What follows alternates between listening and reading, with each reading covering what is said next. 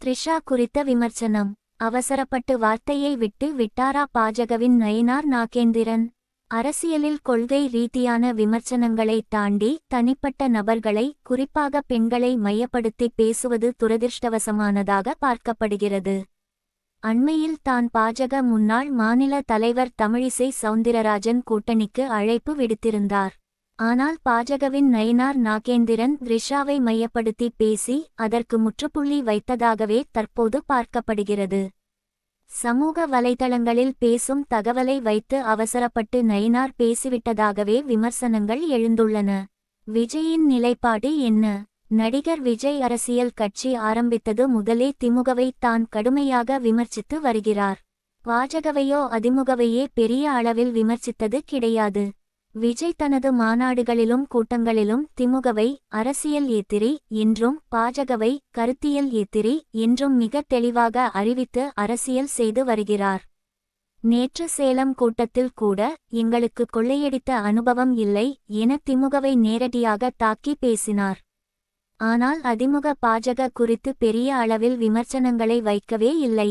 விஜயை பொறுத்தவரை திமுகவின் வாக்குகளை பிரிக்கக்கூடிய ஒரு சக்தியாகவே தன்னை முன்னிறுத்துகிறார். திமுகவிற்கு மாற்று என்றே தனது கட்சியை முன்னிறுத்தி அரசியல் செய்கிறார். வாக்கு வங்கி பாதிப்பு. ஆனால் யதார்த்தம் என்னவென்றால், தமிழ்நாட்டில் ஒரு புதிய கட்சி உதயமாகும்போது அது ஆளுங்கட்சிக்கு எதிரான வாக்குகளையும் இளைஞர்களின் வாக்குகளையும் ஈர்க்கும்.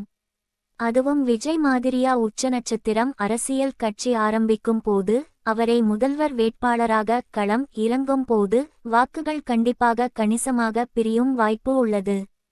ஏனெனில் 2006 விஜயகாந்த் ஆரம்பித்த கட்சி தான் ஜெயலலிதா ஆட்சி அமையாமல் போக காரணமாக இருந்தது.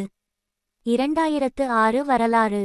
அதேபோல் விஜயகாந்த் பிரித்த 10% வாக்குகளும் திமுகவை மைனாரிட்டி ஆட்சி நடத்த காரணமாக இருந்தது. எனவே விஜய் ஒரே ஒரு தொகுதியில் ஜெயித்தாலும் அல்லது ஜெயிக்காமல் போனாலும் அல்லது கணிசமான இடங்களில் ஜெயித்தாலும் 2006 போலவே திமுக கூட்டணிக்குச் சவாலாக அமையலாம். அதே சமயம் எதிர்க்கட்சிகளின் வாக்குகள் சிதறினால் அது மறைமுகமாக ஆளுங்கட்சியான திமுகவிற்கு சாதகமாகவும் முடிய வாய்ப்புண்டு. இதனால் தான் அவரை பலரும் பலவிதமாக விமர்சிப்பதாக பார்க்கப்படுகிறது. பாஜக அதிமுக கூட்டணிக்கு என்ன சிக்கல்? தற்போதைய சூழலில் அதிமுக பாஜக கூட்டணியில் ஒருவேளை நடிகர் விஜய் இணைந்தால் திமுக கூட்டணிக்கு பெரிய நெருக்கடியாக இருக்கும் என்றே நம்புகிறார்கள் அரசியல் நிபுணர்கள். இதை ஆமோதிக்கும் விதமாகவே அதிமுக கூட